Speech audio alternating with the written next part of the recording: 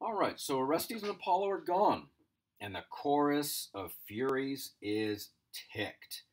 They have lost, and even though they agreed at the outset that they would abide by Athena's judgment and the judgment of the jury, now that they've realized they've lost, they are not pleased, and we now see this conflict emerging. The younger gods, you, Athena, Apollo, you have ridden down the ancient laws. You have taken them out of my hands. I am now dishonored. My heavy rancor will release on this land.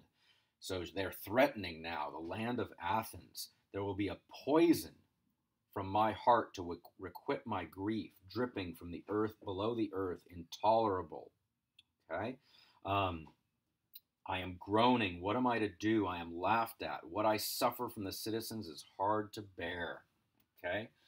So Athena responds to that with an attempt at persuasion, right? Let me persuade you. Once again, who is wielding the power of persuasion? You have not been defeated, she says to the Furies. The verdict came out with votes truly equal, with no dishonor. So she's trying to respond to each of their points. There was no defeat. There was no dishonor. Okay? There was bright and clear testimony. We found truth and we judged it. And Zeus himself and the giver of the oracle himself was that Orestes was to take no harm for doing these things. And so don't, you Furies, don't launch your rancor upon this land. Do not stay angry. Do not make its crops sterile, right? Don't plague this land. And the chorus responds. And of course, if you notice here, the chorus responds with antistrophe 1 that is the exact same lines as strophe 1, right? So they just repeat themselves, kind of highlighting their emotional nature, their lack of rational thought. They just say the same thing over.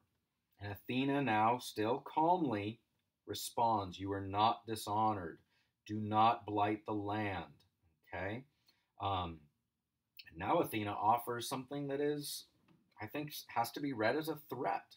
She says, I alone of the gods know the keys of the house in which Zeus's lightning is sealed, but there is no need for it. So she says, look, I know where Zeus keeps his power, but I don't want to use it. There's no need for it here. Again, let me persuade you and don't threaten this land. So look at what Athena's doing here. Not only is she trying to persuade the chorus, but she is on stage in Athens trying to defend Athens and say, like, you will not torment this land. Okay? Again, the chorus launches into their suffering song. That we, the chorus, the Furies, are ancient in wisdom. And we have been shamed. We have been hurt. We have had our age-old prerogatives taken from us by the gods' trickery, right? They're referring to the trial as now a kind of trickery. And Athena says, I will bear your anger. You are older. And while there are things in which you are wiser than I, Zeus gave me good sense. Okay? So she starts trying to convince these Furies. And she says, look, time as it flows onward will bring ever more honor to these citizens. Okay? So these Athenians will become ever more honored. It's nice and flattering to the Athenians who are watching this. And she says to the Furies, you yourself will have an honored abode by the temple, and you will receive from processions of men and women more than you would ever get from other mortals. So she's saying, look, you're going to have a pride of place here in Athens. These are the things you will get from me. And you can choose to do good and receive good with honor that is good. And you will share in this land which the gods love most. Again, the chorus comes back, and antistrophe 2 is now the exact repeat of strophe 2. So again, they're still in this state of emotional, irrational repetition. And Athena now, again, says, I'm not going to get tired of this. I'm going to persuade you. You are not going to be dismissed from this land without honor or hospitality. Um, you will not be rejected. And she says to them, if you hold persuasion sacred in majesty, remain. So if you abide by persuasion, look at this central role that rhetoric and persuasion are having. And now the chorus starts to calm down a bit. And they say, wow, what would you say I have here? And Athena says to them, you'd have a place untroubled. And the chorus says, what would I do then if I don't hunt the kin killer? And Athena says, you would make sure that no house could thrive without you. And the chorus says, really? Like, how could you ensure this, that I could have all this power? And she says, I can do this for you. I can make sure this is safe. And I can guarantee this for all time. The chorus asks, could you guarantee it? And she says, yes. And they now feel it. You're winning me over. I'm giving up my anger. And as this is staged, the chorus goes from their wild, erratic dancing to now they start to kind of pacify. And the chorus asks, what should I invoke for this land? And Athena gives them a list of things. Make sure victory is not badly won. Make sure these things come to the earth, come from earth, from waters, and from heaven. Winds come to the land, blowing their breath amid happy sunshine, for an abundant, thriving yield for citizen from soil and beasts, right? Everything that just shows that the land is blessed. Bring more births to those who are reverent, right? Everything. Basically, they're kind of in charge of aspects of fertility. And now their first strophe, after beginning to accept Athena's proposal. They say, I will not dishonor this city. For this city, I will make my prayer and prophecy with intent of good fortune, right? They're now being won over. And Athena now begins to chant with them and acknowledge that they are being won over. And so the chorus, notice now for the first time, their antistrophe is not a simple repetition of the strophe. They're now kind of maturing in a way. They're becoming calmer and more rational and more benevolent. And so Athena continues on. The chorus now says what they're going to do. They're going to forbid misfortunes, killing men untimely. Lovely young women will have lives which give them husbands. They'll have all these wonderful things.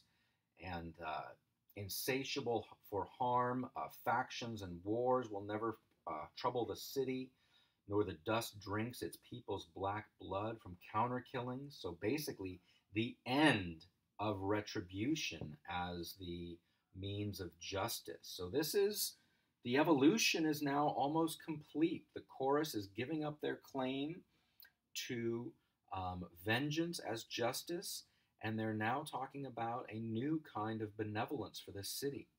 All right? And so Athena says, we're doing it now. We're going to make it. These citizens will see great benefit.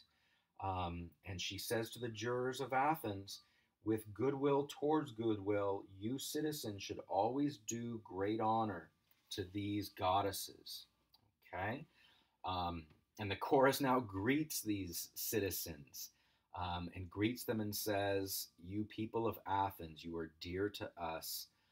And everybody's rejoicing. We've got our happy ending. We've got our resolution. And a second chorus comes in. And this is a chorus of Athenian women. And they come in a procession, and they are now going to be the escorts for the Furies. And this chorus only speaks, and they speak the final lines. But here now we have the chorus of Furies and Athena now in total agreement, in rejoicing. And we close with a ceremonious procession in which the Furies are led by Athena, and these female temple servants of Athena are serving as escorts.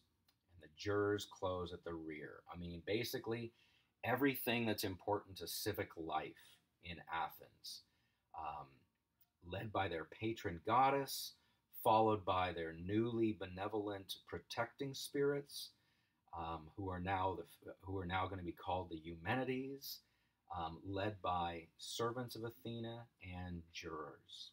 Okay, and the chorus closes with this basically recalling of the Furies, who are now going to a new home. They are the children of night, and they are going to receive high respect from sacrificial honors, and they are going to have straight and good intentions towards the land. They are now the awesome ones, the Eumenides, and they enter with eagerness your house of all torches. Thus have Zeus, the all-seeing, and fate come down together to support the people of Pallas. Cry out your joy now in song. Wow, what an extraordinary ending there. So many issues for us to talk about in class, but what we have is Athena using persuasion to bring the Furies around so that they are now protective spirits of her home city, her favored city of Athens.